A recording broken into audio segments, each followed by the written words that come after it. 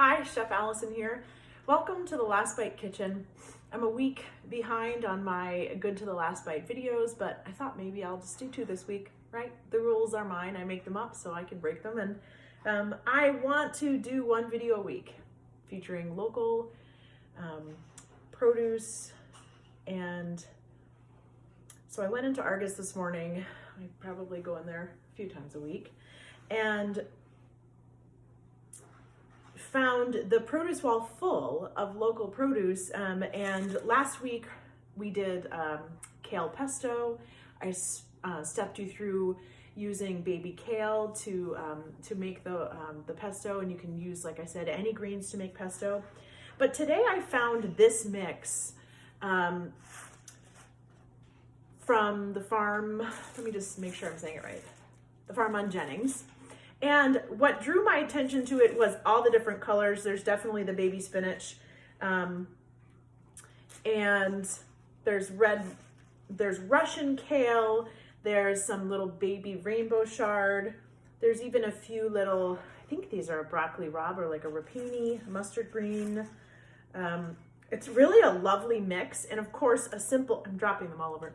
A simple saute would, kill it. But I wanted to share with you a recipe that I do that is a take on a Persian omelet called a cuckoo, because it's a great way to use any vegetable. Now, I make Italian frittatas a lot, but there's something about this really powerful mix of ingredients that make up this dish that I wanted to share with you. Now, the Persian cuisine in general is one of my favorites because of the way that they incorporate spices that run, along a wide spectrum of flavors, really warm, intense flavors. And also the way that, in general, that herbs are used in every dish, not just as a garnish, not just a little ploosh of cilantro as they might use in French cuisine, but actually using them as an ingredient.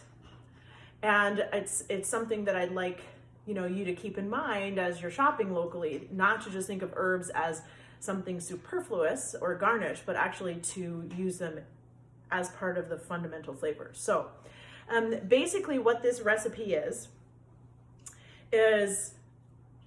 it's similar to a frittata in that it is as much vegetable and other ingredients almost as it is egg. And but it has the addition of different spices and, again, different herbs. So I like to use this whenever I have a really group of flavorful greens. And what's cool about it is you can make it in a little skillet like this. You can eat it in a little wedge, topped with barberries and pomegranate syrup or something like that. But you can also then the next day take, another wedge of it and put it in a sandwich and serve it that way. It's really very versatile, but very flavorful way to use local greens. So here's what I've done right now. I have finely chopped about 4 cups of this Jennings Farm green mixture. I also added parsley that I had and dill, and some little kale microgreens that I have as well, and garlic and green onions. Now, it also calls for some spices, some of which you might not have, so add them if you have them. I'm a big proponent of exploring the globe by trying different spices. So if you have the budget for it, go ahead and buy these because they can just really broaden the flavors that you're taking in. You don't even have to change your recipe except for adding a new spice. So classically, this is made with fenugreek leaves, fresh fenugreek leaves. Those are very hard to find in Ann Arbor. Every once in a while, you can find them at an Indian market, or sometimes even Meyer has them, which is always interesting to me. But I do have some ground fenugreek seeds, so I'm going to use a little dash of that to get the flavor. It's sort of a cross between like celery and spinach, but a little bit more herbal.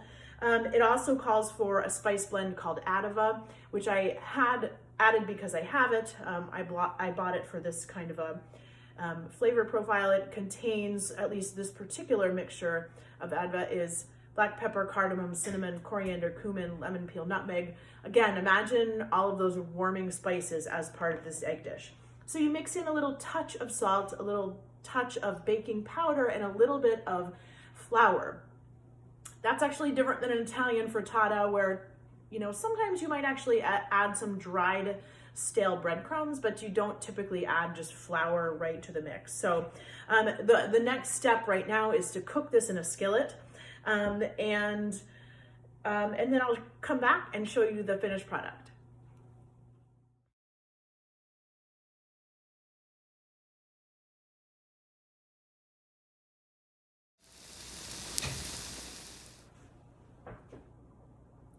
I wish you could smell this. The greens and the herbs and those spices are just, my whole kitchen smells amazing. So I cooked it for about 10 minutes on one side, flipped it over, and just let the residual heat cook the other side. You can also bake the whole thing, that would be fine too. But I just want to show you this as a final dish. Sorry about the banging. So this was 4 eggs. And again, about 4 cups of greens of all different kinds. That special stir fry mix from the farm on Jennings, and herbs that were at Argus, and garlic. I had a little bit of a jalapeno, so I threw it in there too. And then all the spices. So to top this, traditionally, what it gets topped with is barberries, which is not something that we cook with a lot. It's not very common, I should say, but it's actually, they're fantastic. They're just you know, kind of like, I'd say the closest thing that you might be familiar to is a cranberry. You know, it's that kind of tartness with just a tiny bit of sweetness. And I'm gonna add a few of these little kale microgreens on top. And one of my favorite condiments is pomegranate syrup. I just adore it. You could use that, or you know, you could use a grape syrup. That's harder to find, but any reduced fruit juice, like a grape syrup, grape juice that gets reduced to a syrup, or pomegranate, or even dates. So anyways, this is the final product. It's just so lovely, so nourishing. You get all the power of the greens, and you have this fantastic, really flavorful treat for yourself. Perfect for any meal, really. And then again, what you don't eat in the first meal, throw you know, part of it in a sandwich the next day if you have some pita hanging around. So thanks for watching. I appreciate it. And if you have any questions at all, please let me know. Allison at lastbitechef.com. Thanks so much.